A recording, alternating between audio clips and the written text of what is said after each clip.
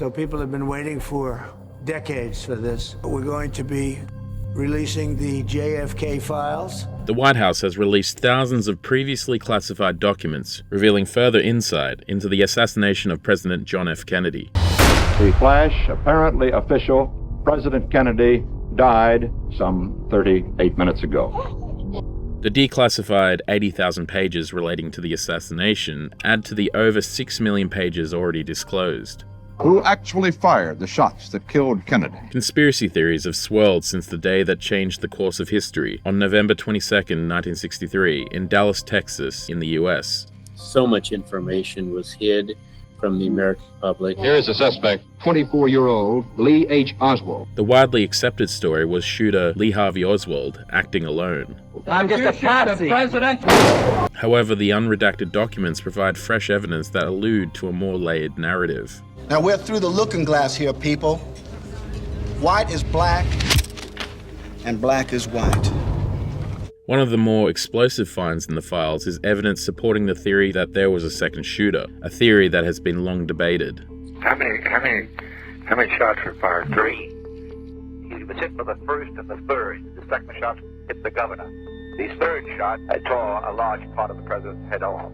I was standing down under the underpass. On the curb, there was a very visible mark where a bullet had struck. A fragment of the bullet scratched my face. The Warren Commission insisted that Oswald acted alone and that he fired 3 shots in 8.6 seconds. However, newly released ballistic reports and witness testimony say that this information does not add up.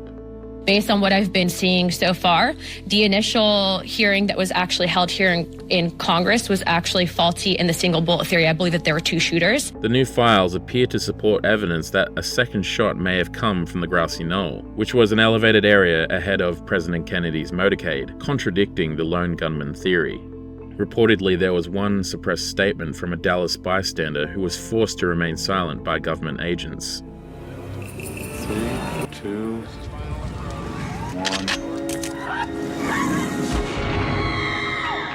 One of the more shocking revelations from the newly released documents is the suggestion of a CIA involvement in the lead-up to Kennedy's assassination. A newly declassified memo from November 1963 reveals how one CIA agent expressed alarm over Oswald's activities, which includes information that he visited the Soviet and Cuban embassies in Mexico City weeks before killing Kennedy.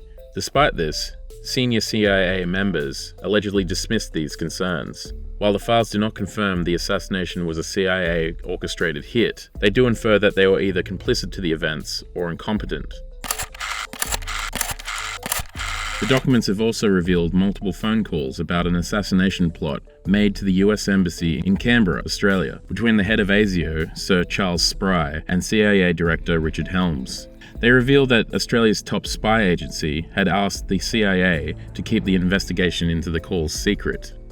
Sir Charles's letter recommends against declassification of our investigation of anonymous telephone calls to the Canberra Embassy before and after the assassination of President Kennedy. Another revelation includes a CIA memo detailing Officer George Joannides funding $25,000 US to an anti-Castro group that was linked to Lee Harvey Oswald, raising further questions about the CIA's relationship with the killer. One file revealed that there was an intensified CIA surveillance of Oswald's Cuban intelligence contacts, but no action was taken. Furthermore, there was an FBI record of a phone call received before Oswald's death, predicting his murder by Jack Ruby, suggesting at least one individual may have had some form of foreknowledge. People have so much to gain and have such a material motive for putting me in a position I'm in. We'll never let the true facts come above board to the world. Further bombshells from the released documents include more evidence that supports theories that there could have been a coalition of mobsters, anti-Castro Cubans, as well as rogue CIA elements involved in the assassination. Senator John F. Kennedy joined the Senate's second big organized crime investigation, the McClellan Committee, in 1957. His brother Robert became chief counsel. They were revolted by the violence and corruption they saw in the nation's largest union. While leaving the hearings, after these people had testified regarding this matter, did you say that SOB, I'll break his back? Who? You. After the who?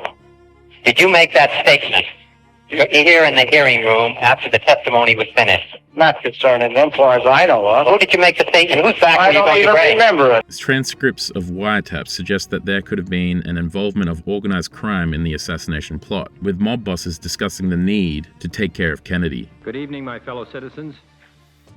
This government, as promised, has maintained the closest surveillance of the Soviet military buildup on the island of Cuba. A common theory of motive has been of revenge of President Kennedy's perceived betrayal during the Bay of Pigs, alienating Mafia figures who had lost Cuban casino operations to Fidel Castro's revolution. There will forever be questions of substance and detail raised by amateur detectives, professional skeptics, and serious students as well. It is unclear if the new revelations will lead to a definitive story of what happened during and around the JFK assassination, but for certain, it will give investigators further ammunition to delve deeper into the web of mystery surrounding one of history's most captivating events. Will people feel that they have a better understanding of what actually happened? This nation will not be fully free until all its citizens are free.